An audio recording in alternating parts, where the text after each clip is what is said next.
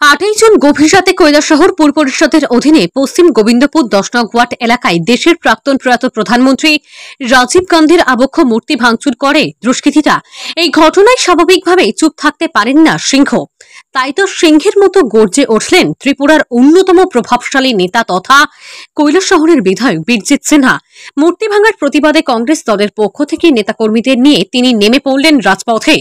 রাজ্যের কোথাও কংগ্রেসের তর্জন গর্জন বেশি না থাকলে কি রাজ্য কংগ্রেস তুলনামূলক দুর্বল ও আন্দোলন বিমুখ হলেই বা কি?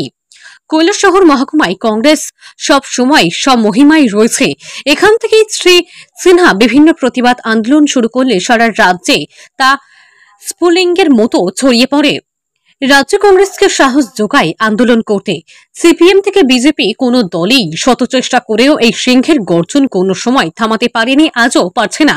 তাই তো সারা রাজ্যে কংগ্রেস সদ্য সমাপ্ত লোকসভা নির্বাচনে পিছিয়ে থাকলেও একমাত্র কৈলাসহর বিধানসভায় এগিয়েছিল সেই সিংহের গর্জনে আবারও কাঁপল কৈলাসহরের রাজপথ। সোমবার বিকালবেলা কংগ্রেস দলের পক্ষ থেকে কৈলাসহর থানা ঘেরাও কর্মসূচি পালন করা হয়।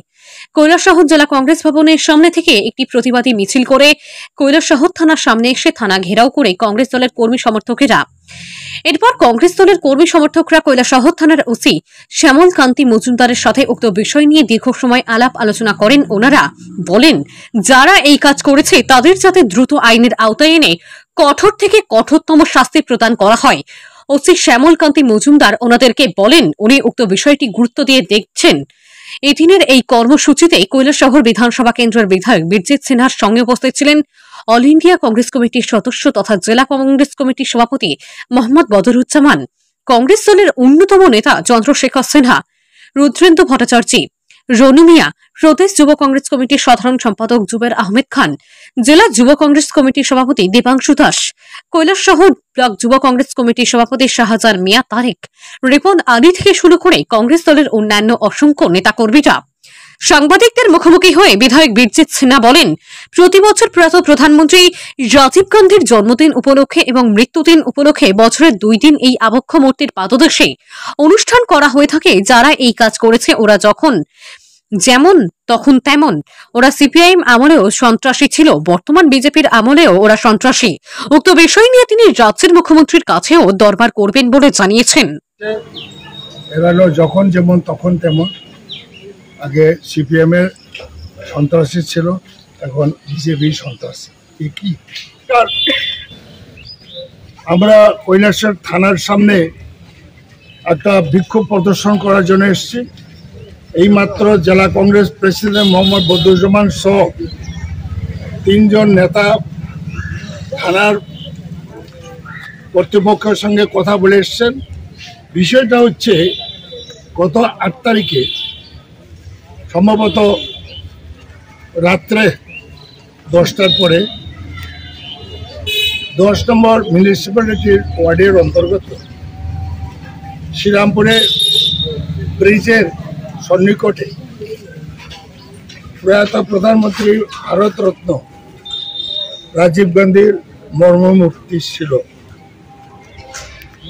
এবং প্রতি বছর ওনার জন্মদিন মৃত্যুদিন কংগ্রেস পার্টি থেকে শ্রদ্ধাশীল পালন করা হয়। 8 তারিখে এই মূর্তিটি চুরমার করে দিয়েছে। এটাতে আমরা খুব প্রকাশ করেছি, খুব প্রকাশ করার জন্য থানার সামনে এসেছি। এবং এর আগেও এখানে কাজিরগাঁওয়ে একটা কবি হিমাদ্রি নন্দন দেব, তার মূর্তি তো ভেঙে দেওয়া হয়েছে কোনো কারণ ছাড়া। এবং যারা এইসব করে এখানে শান্তি ভঙ্গের জন্য চক্রান্ত মনে করি আমি। এবং সরকার যদি শান্তি যদি বিনষ্টকারীদের প্রতিরোধ করা মনে হয় প্রয়োজন, এটা কতিপয় লোকে করছে। এরা সিপিএমের আমলে সিপিএমের সন্ত্রাসী, বিজেপির আমলে বিজেপি সন্ত্রাসী এবং কিছু লোক বিজেপির এই লোকের নেতৃত্ব এদের প্রশ্রয়। সুতরাং নাম দাম দেওয়া হয়েছে, যতটুকু পাওয়া গেছে কনফিডেন্সিয়ালি দিয়ে এসছেন। এবং আমরা থানা কর্তৃপক্ষ যদি বলে, তাহলে আমরা আমাদের কিছু যারা দেখেছে, খবর পেয়েছে, সাক্ষীও আমরা এখানে হাজির করতে পারি। এবং আমরা অনুরোধ করব পুলিশ প্রশাসন, এসপি সাহেব, থানা, এসডিপিও, যে ছোট্ট জায়গার মধ্যে এবং শান্তিপ্রিয় এরিয়া কৈলাসর এইসব যারা করে, যে কোনো পার্টির লোক হোক, কংগ্রেস হোক, সিপিএম হোক, নকশাল হোক, বিজেপি হোক, এটা মনে হয় এটা বন্ধ করানো উচিত। এর আগেও দেখেছি আমরা বৈদ্যনাথ মজুমদারের মূর্তি ভেঙেছে, আমরা কয়েকজন ভোরবেলা খবর পেয়ে গেছি, এবং এগুলো তো খারাপ, এটা অত্যন্ত নিন্দনীয়। এবং কংগ্রেস অফিসে হামলা নয়, সামনে মদকে লাফালাফি করেছে।